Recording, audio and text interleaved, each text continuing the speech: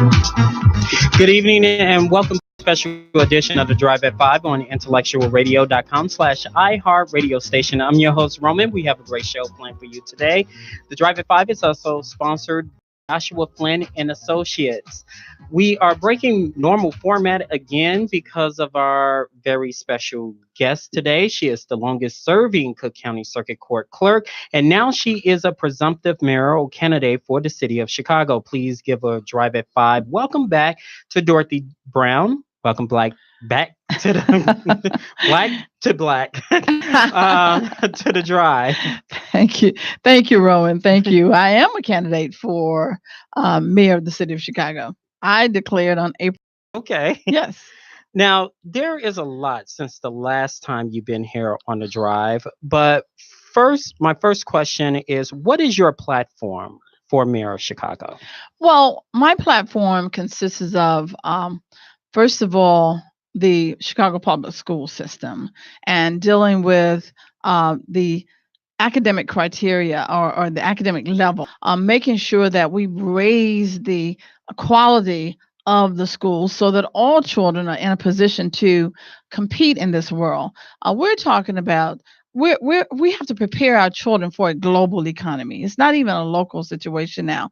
Children are not even being prepared for a local economy, no less than to be able to compete globally. And therefore, they do not have alternatives to crimes. They can't take care of their families. So first of all, dealing with the system and bringing high quality education, not having it where people have to compete for a few magnet school slots, but having it where the school system is at a magnet school level as a whole. Of course, we're going to have to do that in stages. And then I want to help individuals that are already out of school and look at using the Chicago Public Schools in the evenings for vocational training, some type of job training for individuals to help them. Now, as far as it relates to the Chicago Public Schools, I'm going to overhaul the entire school system, looking at the way it's structured, looking at the teachers, the management staff, making sure that we have continuing professional education for individuals so that that the teachers have the salaries that they deserve to have, and that their pension is properly stabilized. Looking at the school infrastructure of the system, so that we are ensuring that the schools are properly maintained, and I want to look at extracurricular activities in the schools and things to help young people become better citizens. For instance, social emotional learning, I think, to help with conflict management and that sort of thing. So school system is number one. Number two is the economic development within the city of Chicago, making sure that we have a fair and equitable economic development plan for that consists of an individualized plan for each area of the city, starting with those areas that have been neglected the most. And I feel that if we have a fair and equitable economic development plan that's about community wealth and health and wealth building the health and wealth of every institution within a particular community, laying out a plan. I'm going to have a team to lay out a plan that's informed by the community. In other words, the community would have input to that plan. And then we will look at the schools and the businesses and the not-for-profit agencies, the faith-based agencies, the hospitals, what are the vacant houses, and how do we get rid of the vacant houses with programs, and how do we help people that want to start businesses to create jobs in the neighborhood, and also to build, as you build up the health and wealth of a community, people will start to come back.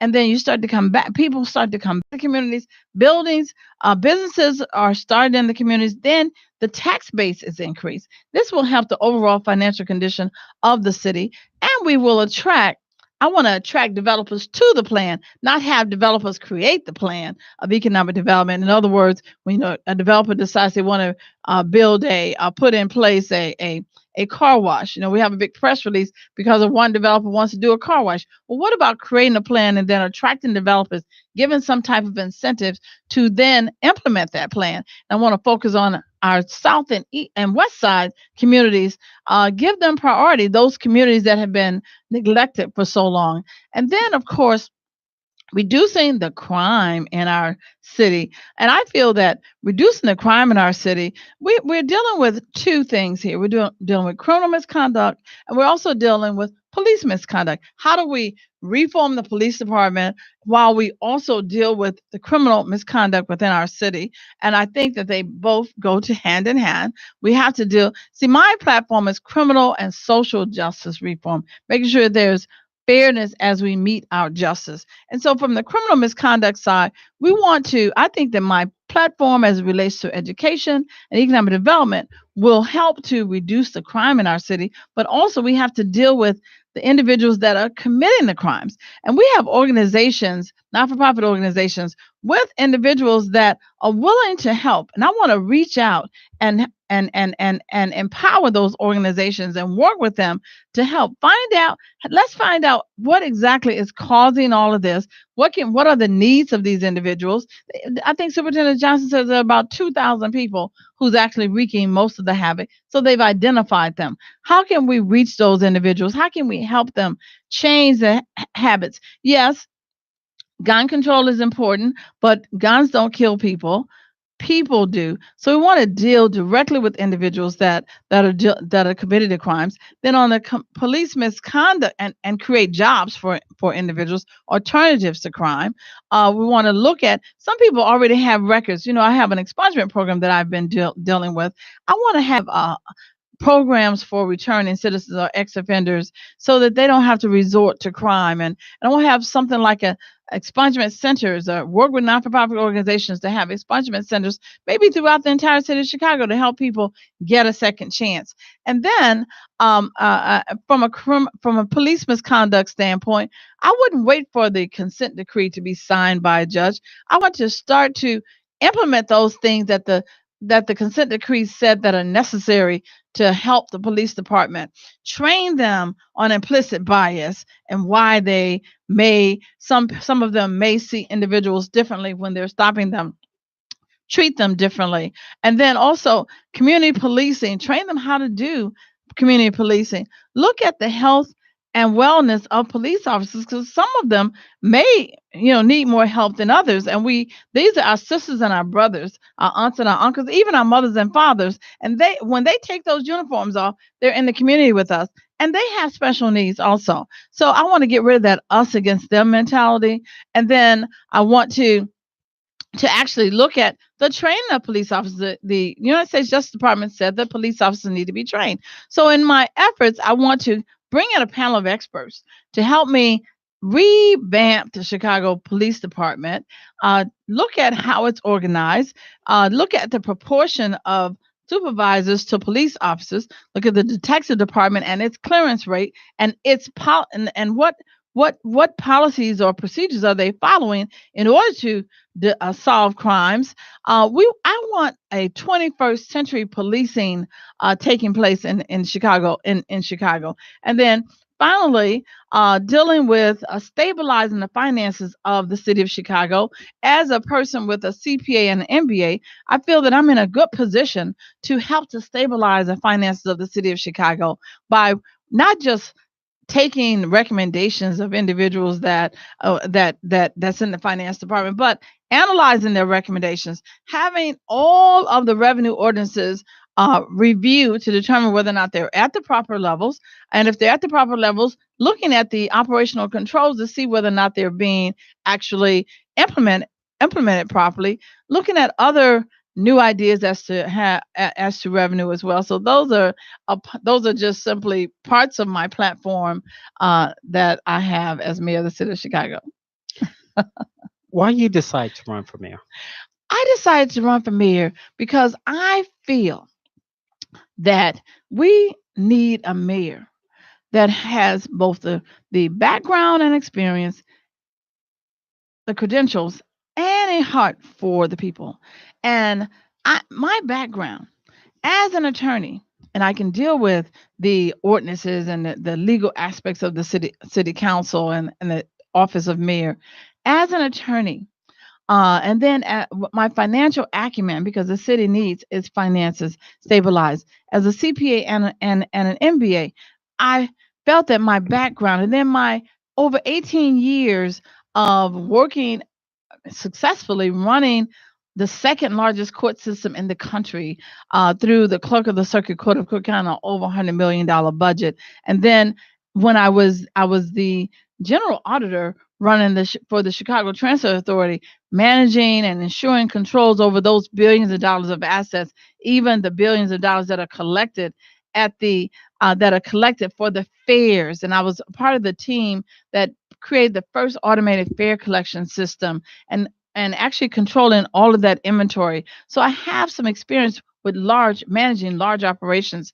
And also, I was one of only two senior managers that managed the audit of the city of Chicago when I was on the external audit side working for an accounting firm. So my experience, my academic background, as well as the fact that I just simply want to help people, having a heart to help people and help everyone. My platform is hope for all Chicago, not a part of Chicago, but hope for all Chicago, respect for all Chicago. And that's what it's all about. And that's why I made the decision to run for mayor, because I feel that I am the best person to get this done.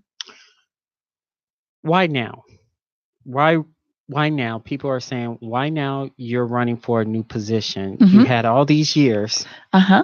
Why now is the time to step up? Yes. Okay. So I ran in 2007 for mayor. So of the city of Chicago. So I have actually demonstrated the desire to help. And I did not run in 2011 and 2015. But last year, when I made the decision last year, it dawned on me. I just decided that, you know what? So many things were happening. I could not just sit idly by and see our children continue to be miseducated, and to see our neighborhoods, certain neighborhoods, and be neglected.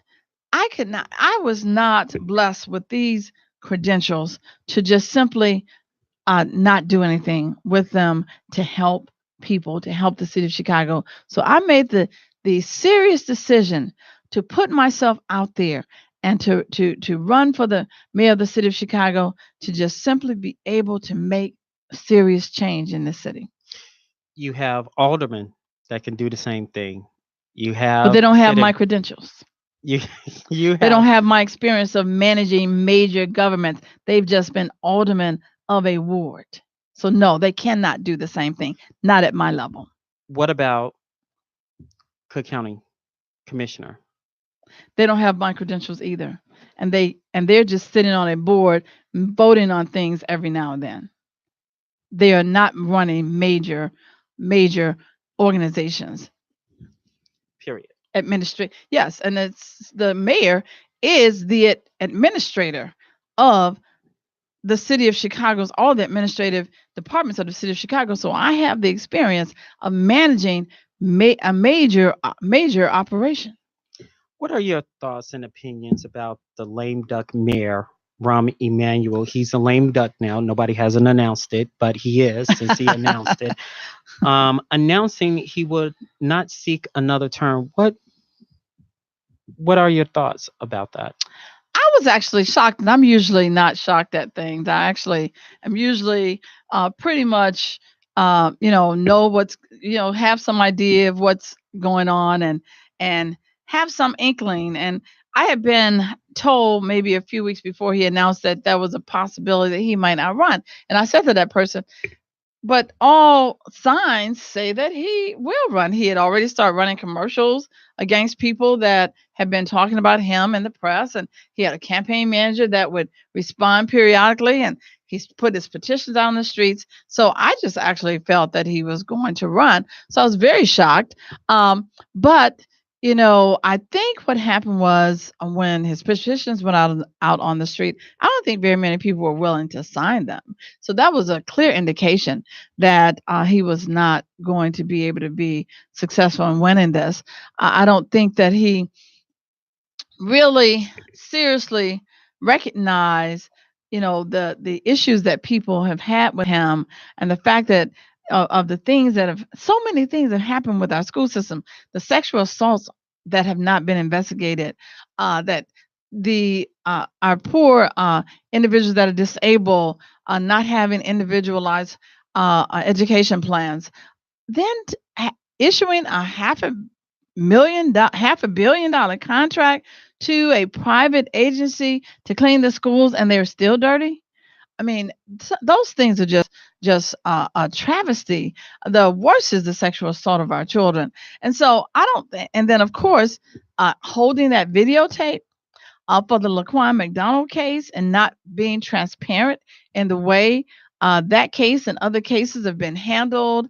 Um, I think was just things that he just did not calculate the seriousness of the way people, took those things.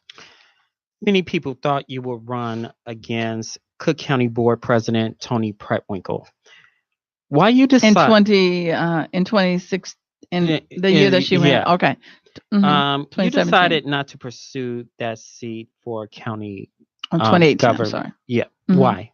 They thought that I would do that hmm at the time. That was them thinking that I would do that. But it wasn't something that I desired to do. I am very passionate about this. I think I can make the most difference with the office of mayor of the city of Chicago. Um, the county board is fine. It's a nice office, but it does not control our educational system, which is one of the things that each child in the city of Chicago deserves to have a good education.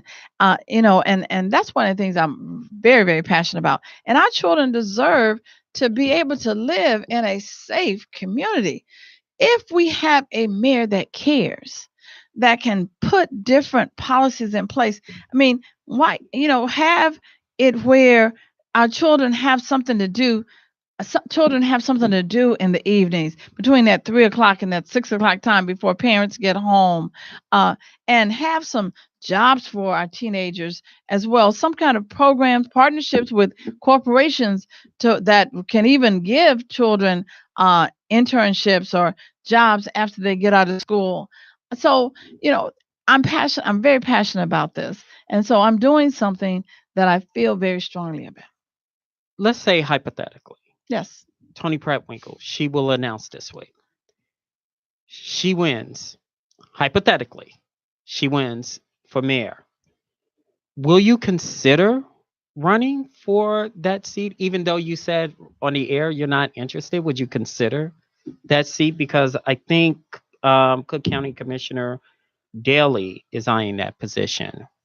What are your I thoughts? don't that position she's actually not reelected yet. So it's really disingenuous for someone that's not even reelected to their position to be eyeing something else. Voters should think about that. And no, on November 6th, because are you just an opportunist, or are you someone that really wants to serve? So and from what I understand with that position, that's an appointment usually of someone from the county board. So it's not something that you have to run for. That position would not appointed. I'm sorry, would be voted on by the county board, and usually they vote on someone in there that's on the county board to fill that position. Well, you had your tussles with Pretwinkle from time to time because what you said, I want to do a follow up question. She wanted to make your position Appointed. an appointed Well, instead of it an wasn't election. right. But It wasn't Pretwinkle. I want to make sure. Well, I don't know if she had a role in that. But I'm gonna let you finish your question. I'm sorry. No, go ahead. You want to Continue. refer? No, go Okay. ahead because you know what I'm talking about. Yes, exactly. So basically, that was, from what I understand, a or a resolution that was sponsored by Peter Silvestri, a commissioner that's out in this area, and Larry Sufferton, a commissioner that was up in Evanston, and that it was sponsored by them. And so, and I can't remember what if there was another commissioner on it. And basically, I fought back because there is absolutely no way that the person that controls these court records should be controlled by anyone other than the citizens of Cook County.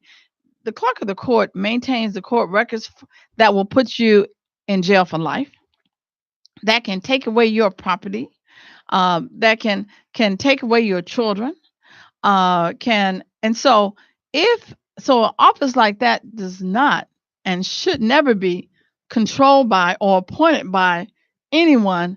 It should be elected by the people. So I fought back to that, against that, to disenfranchise voters at this late stage of the game. We shouldn't be going backwards. We should be going forward. And so we were able to get them to back off of that. Bill Daley and Tony Prattwinkle are now announcing, but also that's throwing his hat in the ring is State Representative LaShawn Ford. He will announce sometime this week. You have a lot of African Americans who are throwing their hat in the ring. I said this last week, and I still stand true this week. You rewind to the 80s, where Mayor Harold Washington did my research. Mm-hmm. Do you think too many African Americans in one position going for it is going to split the African American vote like it did during the Harold Washington Party era? Well, remember they had a ticket. Remember that you didn't have two African Americans in that race. It was Sawyer and Daley in the Democratic primary, and Daley beat Sawyer. Then, but you also had Tim Evans. Tim Evans ran in as an independent against Daley, and in the general. See, back in those days, it was a primary, partisan primary, and then there was a general election, and an independent could run during the general. So what happened really was that people that wanted to vote for Tim Evans stayed home and didn't vote for Sawyer, so therefore Sawyer lost. And then when Tim Evans was running, then people that wanted Sawyer stayed home, and then Tim Evans lost, so they both lost. So they were in the race separately. It's just that people stayed home. They were divided. It was divided. That's what I'm talking about. It was divided, but it was two different elections. But how can you got all these candidates, one election, mm-hmm. and it's no, I absolutely understand what you're saying, and yes, I think that people that are not qualified, people who have never run an office and don't have the credentials, should probably not be in this race. But this is a democracy, and people have a right to announce. I don't necessarily think that everybody is going to still be in at the end of the day, but people have a right to announce. So I can't tell a person not announce that they're running. But you know, at the end of the day, I don't really think everybody will still be in the race. But there's inside rumors going around about inside, outside. About your candidacy, mm-hmm. saying that you are considering bowing out. Oh, no. Or the Democratic establishment wants you out. Oh, I'm sure they want me out because they can't control me. Yes. Period. Yes. Period. So you're saying to the rumors that that's not true. It's not true. Absolutely not. You're bowing out. But you know, but let me say this: people put rumors like that to try to get other people to support them. That's just another game that the machine plays when they are trying to get people to support them. They'll go and say, "Oh, they're going to buy out, so support me." That's the game they play. It's just as simple as that. So there's no. Would I be driving all the way out here to interview with you? No. I don't know anything about anything like that. Well, they might say they would like for me. As I said, I'm not a control. I'm unbought and unbossed. I work directly for the people, and therefore they probably would love it, because when I'm elected mayor of the city of Chicago, it's going to be for the people. Let's go back to your last run for Cook County Clerk. You faced some difficulties and adversities and obstacles to retain your seat. The Democratic establishment decided not to support your run, and you were basically on your own, which you just said right there. Mm-hmm. You pleaded with the Democratic Party for support, despite the adversities you were facing at that time, and you still won overwhelmingly. Now, here's my question. Can you describe to our listening audience about that and why some of the Democratic establishment is still not supporting your backing or backing you for your run for mayor? Roman, you have to realize that when I won as clerk of the court in 2000, I was not the endorsed candidate by the Democratic Party. I am a proud Democrat, has always been a proud Democrat. But when I ran in 2000, I ran on my own without the support of the Democratic Party, and I won. I have actually, for the most part, most of my elections, there was only one primary that I did not have an opponent, but all the others I've had opponents, and many of the Democratic committeemen did not support me during those runs. I just But why simply, why they not? Because I understand you cannot be bought and sold, but there are other candidates that's independent minded and go like, well, forget the establishment. I'm still going to back you. Some I'm, of s- them. I'm talking about some candidates, not all. There are some independents out there that would mhm, say, okay, forget what the establishment would mhm, say. I'm mhm. going to support you. Okay, yes. And so I have had people to support me. But so I think you would have to ask them because I can't get into. I won't even try to get into anyone's mind as to what the situation is. I just simply I'm very friendly to people, work with everyone as best as I possibly can, as much as they would let me work with them, and so there's absolutely no reason to not support me. So I can't really get. I don't even want to speculate. Let's go to some issues now. Okay. You mentioned Chicago violence. Chicago has seen an increase despite what is being reported. There's conflicting reports out there in violence overall, in primarily predominantly African American areas and spreading to white neighborhoods. As mayor of Chicago, what is your plan to curb the violence? Everybody say you stop the violence on this show, and I always correct them. You never can stop violence. You only can curb the violence. Absolutely. What is your plan, especially for the south and west side of Chicago that's received the uptick in shootings and violence? hmm So I feel that we're going to have to go directly at the situation as it relates to the violence. As I said earlier, Superintendent Johnson says that about 2,000 people, which means that they've identified them, that is actually wreaking most of the havoc on our communities. And so, first of all, we have to, as I said earlier, do the educational side. That's kind of a long term type of thing, helping people to be able to have alternatives to crime through getting a better education, and also the economic development. That's a long term type of plan.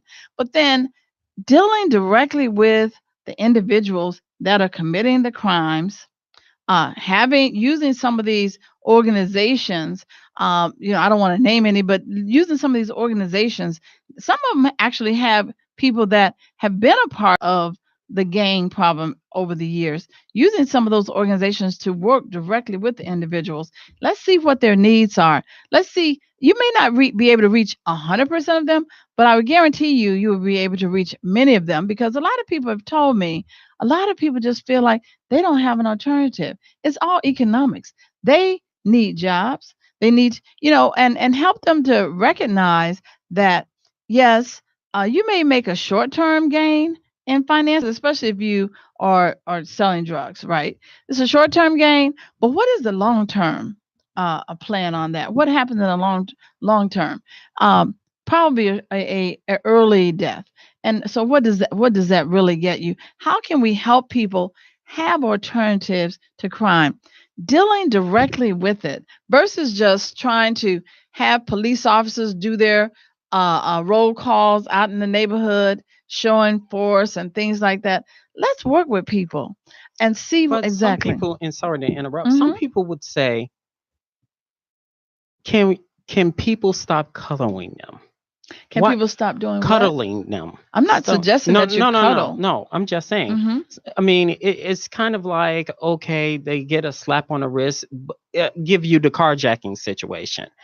Could have been a felony, but the Black Caucus decided not to because they looked at the black incarceration rate that was downstate. So they was going to do a mandate on that to make it a felony. But now they're reconsidering that bill to X out the pros and cons.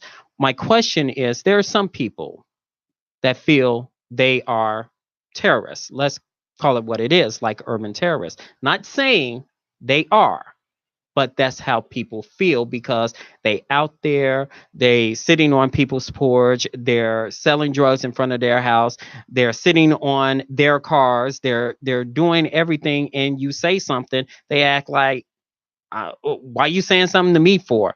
But you're sitting on my car, you're sitting on my porch, and you call the police, you do what you're supposed to do, but the police like, when they get out of hand, then we'll call. It's kind of like we're cuddling the problem instead of dealing with the nitty gritty, the root of it. Hmm. How can we Hmm. solve it before it gets out of hand? Hmm. Well, that's what we have to get to. What is what is the root?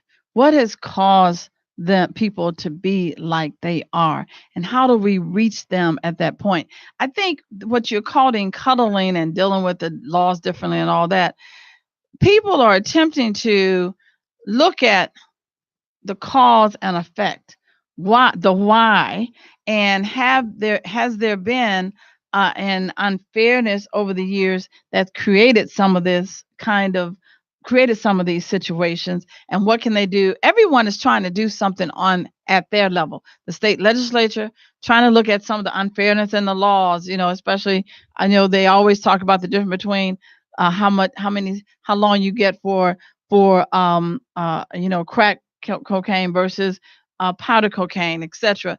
So trying to look at what has happened over the years. There was a woman that I talked to this weekend that told me her son, who um, got, I think it was charged for two burglaries and was convicted for two burglaries, uh, got 77 years in prison.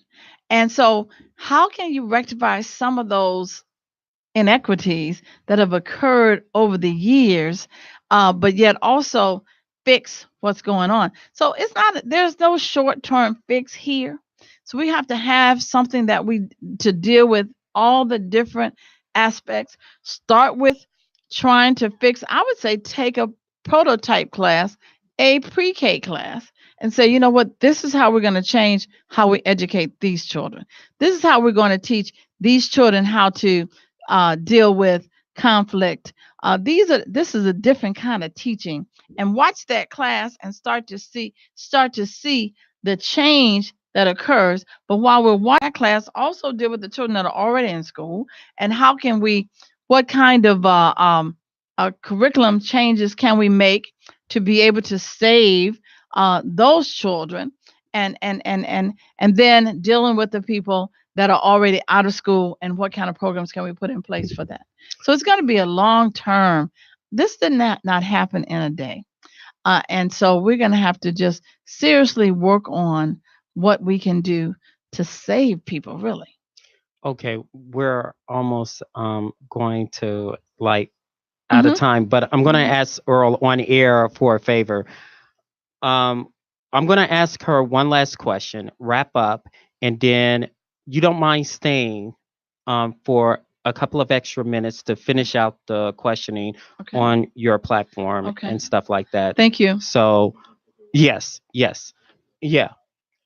So I'm gonna basically I'm gonna give you um, where people can get in contact with you and shortly like describe your platform if you want any volunteers or something like that, and then we're going to ask our viewers on intellectualradio.com as well as Facebook Live to join us shortly to transition part two of the Drive at Five with Dorothy Brown. So go right ahead. All right. So you can get in touch with me on my website at dorothyfamir.com.